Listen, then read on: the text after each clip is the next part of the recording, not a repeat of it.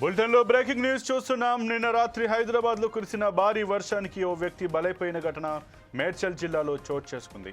రెక్కాడితే గాని డొక్కాడని ఓ పేద కుటుంబంలో 2 గంటల సేపు కురిసిన వర్షం ఓ తల్లికి కడుపు కోత మిగిల్చింది.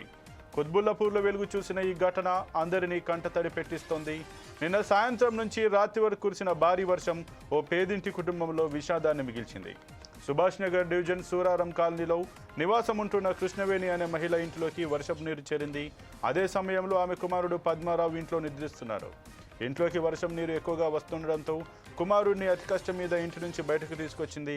అయితే అప్పటికే పద్మారావు మృతి చెందాడు. వర్షపు నీరు మింగటం వల్ల పద్మారావు చనిపోయాడా లేక ఇతర కారణాలు ఏమైనా ఉన్నాయా అన్న కోణంలో పోలీసులు దర్యాప్తు కొనసాగుతోంది.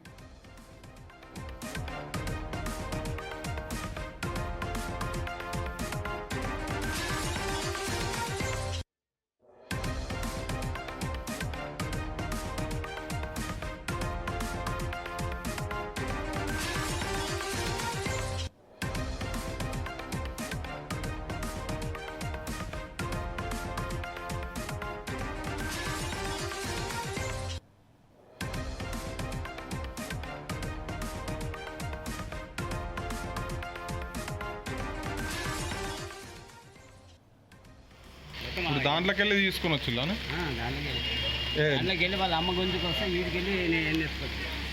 అల్లకెళ్ళి మొత్తం వాళ్ళ అమ్మ ఇంట్లోకి వెళ్ళి గుంజుకొచ్చి ఇంటికి వస్తే వీడికి వెళ్ళి నేను ఎత్తుకొచ్చి ఇక్కడ పెట్టా. మీరు తీసుకొచ్చి ఇక్కడ పెట్టిల్లు. అప్పటికి నీళ్ళు మినిగిపోయినాడు. నేను సెట్ చేసిన అంతేనా?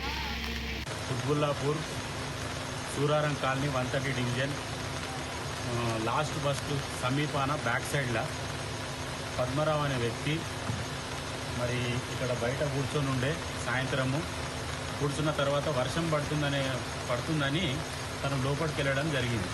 మళ్ళీ లోపలికి పోయిన తర్వాత వర్షం అనేది ఎక్కువ అయింది.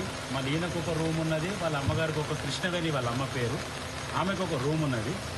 మళ్ళీ ఆమె లేపి లొవ్వు వర్షం నీళ్ళు ఎక్కువ వస్తున్నాయని లేపుతుంటే ఆయన లేవకపోతే తను ఏం చేసిందంటే తనని నీళ్ళకి వెళ్ళి బయటికి గుంజుకొని రావడం చూసి ఎదురుంగి ఇంట్లో కూడా కొద్దిగా సాయం చేసి తనని తీసుకొచ్చి ఇక్కడ పండబెట్టడం జరిగింది.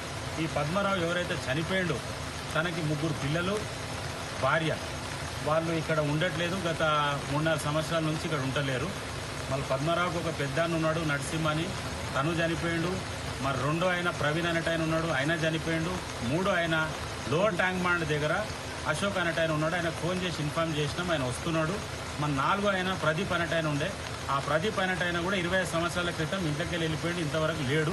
మళ్ళీ ఈయన 5వ అతను పద్మరావు అతను ఈయన డ్రైవర్ ఉద్యోగం చేస్తాడు. 6 నెలల నుంచి ఉద్యోగం అనేది చేయట్లేదు. ఇక్కడ తన భార్య కానీ వాళ్ళు ఇక్కడ లేరు, వాళ్ళ అత్తగారింటికి వేరు. దగ్గర 5-6 సంవత్సరాలు అవుతుంది. మళ్ళీ ఇప్పుడైతే జరిగిన విషయం అయితే మీకు చెప్పేది ఇది.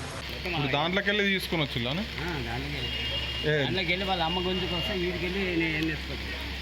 అల్లకెళ్ళి మొత్తం వాళ్ళ అమ్మ ఇంట్లోకి వెళ్ళి గుంజుకొచ్చి ఇంటికి వస్తే.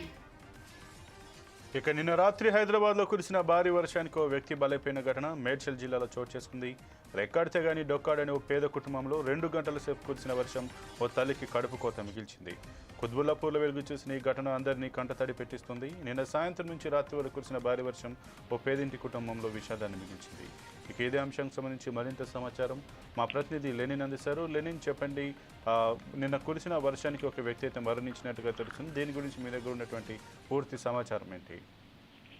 Okay, right Sampath. ఏదైతే నిన్న రాత్రి హైదరాబాద్ లో కురిసిన భారీ వర్షానికి ఒక వ్యక్తి అయితే బలైపోయిన సంఘటన అయితే ఎదురైంది. మేడ్చల్ జిల్లాలో ఈ సంఘటన అయితే చోటు చేసుకుంది.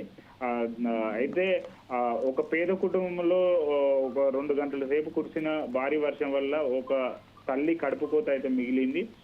దాదాపు ఈ ఘటన కుత్బుల్లాపూర్ లోని అయితే వెలుగు చూసింది. అయితే ఏదైతే భారీ వర్షం పడిన నేపథ్యంలో అంటే వాటర్ అనేది ఆ ఇంట్లోపడికి రావడంతో సుభాష్ నగర్ డివిజన్ కు సూరారం కాలనీ నివాసం ఉంటున్న కృష్ణవేణి అనే మహిళ ఇంట్లోకి అయితే వర్షపు నీరు చేరింది. అదే సమయంలో ఆమె కుమారుడు పద్మరావు ఇంట్లో నిద్రిస్తున్నాడు.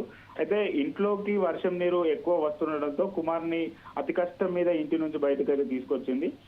అయితే అప్పటికే పద్మారావు మృతి చెందాడు. వర్షపు నీరు మింగటం వల్ల పద్మారావు చనిపోయాడా లేక ఇతర కారణాలు ఏమన్నా ఉన్నాయా అనే కోణంలో అయితే పోలీసులు అయితే దర్యాప్తు చేపడుతున్నారు. అయితే మనం చూసుకున్నట్లయితే దాదాపు గత రోజుల నుంచి భారీ వర్షాలు అయితే తెలంగాణ వ్యాప్తంగా పడుతున్నాయి. అనేక సార్లు వాతావరణ శాఖ అయితే హెచ్చరించింది వర్షాలు ఉంటున్నాయి కాబట్టి ప్రజలందరూ అప్రమత్తంగా ఉండాలి, తగిన జాగ్రత్తలు తీసుకోవాలని చెప్పేసి కూడా చెప్పడం జరిగింది. అయితే గతంలో కంటే ఋతుపవనాలు దాదాపు ముందుగానే వస్తున్నాయని చెప్పేసి కూడా వాతావరణ శాఖ ఇప్పటికైతే చెప్తూ వస్తుంది. అయితే ఏదైనా ప్రజలు అత్యవసర సమయంలో మాత్రమే బయటికి వెళ్ళాలని చెప్పేసి కూడా వాతావరణ శాఖ హెచ్చరికలు అయితే జారీ చేస్తుంది. Sampath. Okay, thank you Lenin. Thank you Sampath.